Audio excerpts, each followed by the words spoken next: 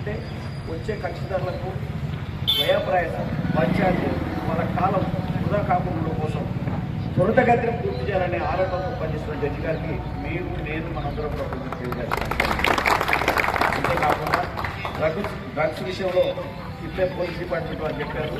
మేమైతే ఎక్సైజ్ చేయగారు మా సౌండ్ చేయగారు మా న్యాయవాద వ్యవస్థ నుంచి మీరు ఎవరైనా డ్రగ్స్ పట్టుకుని అరెస్ట్ చేస్తే వదిలిపెట్టే మాత్రం చెప్పాము. మీకే మద్దతు చట్టానికి అనుకూలంగా మేము కూడా ప్రయత్నం చేస్తాం, ప్రవర్తిస్తామనే మాట చెప్తున్నాం. ఇక ఇప్పుడే మీరు ఏదైతే ఆరోపి డాక్టర్స్ బృందం బాగానే మీరు వచ్చారు. భవిష్యత్తులో మీరు ఒక సెమినార్ పెట్టండి. డ్రగ్స్ పెడతారా? ఎందుకంటే మీ డాక్టర్స్ లిక్విడ్ సబ్జెక్ట్ మీరు ఒక బ్రహ్మాండ సబ్జెక్ట్ పెట్టండి. మా స్థానం తీసుకున్నాం. ఇంకా 10 రోజుల 4 రోజుల ఇంకేదైనా కానీ సామాజిక రుగ్మతను తొలగించే కార్యక్రమం గురించి మీరు ముందుకు రావాల్సిన అవసరం ఉంది. ఇది కూడా బాధ్యత మీ మీద, అందరి మీద, మాకంటే కూడా ఎక్కువ ప్రజలకు అనుసంధానంగా రెగ్యులర్గా ఏది శ్వాసం. ఈరోజు ఇంతమంది రావడం చాలా సంతోషమైన విషయం. దీనికి బాధ్యత వహిస్తూ మొత్తం బాధ్యత తీసుకున్న న్యాయసుందర్ గారికి ప్రత్యేకమైన ధన్యవాదాలు. ఇక్కడ వచ్చిన ప్రతి న్యాయవాది తమ ఇంట్రెస్ట్తో ఇక్కడ వచ్చారు. వాళ్ళకు కూడా అందరికీ నా పేరు పెడుతున్న ధన్యవాదాలు. సిఐ గారికి, మన ఎక్సైజ్ సిఐ గారికి, పోలీస్ సిబ్బందికి, మీరందరికీ, ఎస్పెషల్లీ డాక్టర్స్కి, మీ అందరికీ ధన్యవాదాలు.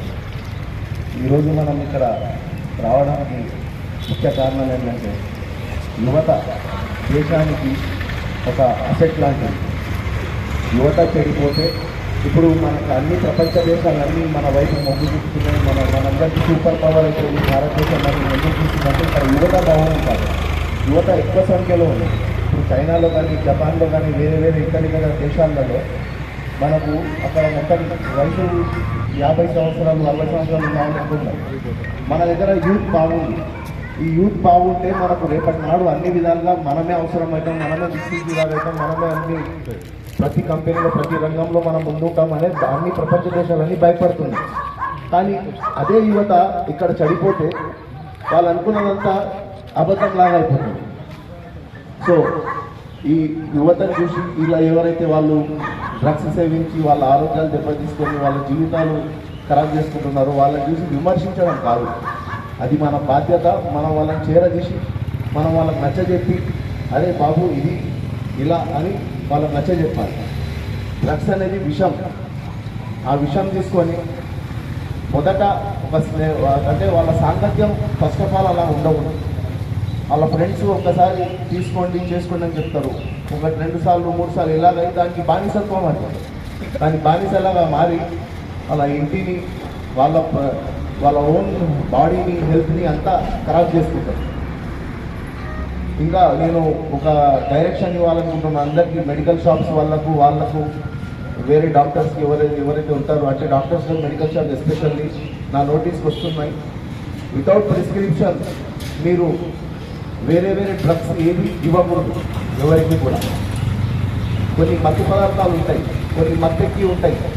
అవి తీసుకుంటే ఆటోమేటిక్గా ఇప్పుడు ఫర్ ఎగ్జాంపుల్ మనం దగ్గు మంది అనుకోండి, అది ఎక్కువ క్వాంటిటీలో సేవిస్తే మనకు మత్తెక్కుతుంది.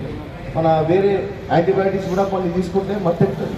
అలాంటివి కొన్ని అంటే ఇది కాకుండా ఈ జనరల్ మెడిసిన్స్, వేరే మెడిసిన్స్ ఉంటాయి కొన్ని వితౌట్ ఎనీ మనకు ప్రిస్క్రిప్షన్, అది ఇవ్వకూడదని నేను కోరుతున్నాను. అవి తీసుకొని వాళ్ళు ఆ విధంగా ఉపయోగిస్తున్నారు పిల్లలు. అంటే ఇక్కడ నేను చూడలేదు, నేను హైదరాబాద్ చూసినప్పుడు మెడికల్ షాప్స్లో పోయి మ్యాక్సిమం ఇవన్నీ మెడిసిన్స్ తీసుకొని వేరే విధంగా యూజ్ చేసేవాళ్ళు. వైట్నర్స్ కానీ అవన్నీ కానీ ఏది కూడా వితౌట్ ప్రిస్క్రిప్షన్ ఇవ్వకూడదని నేను కోరుకుంటున్నాను.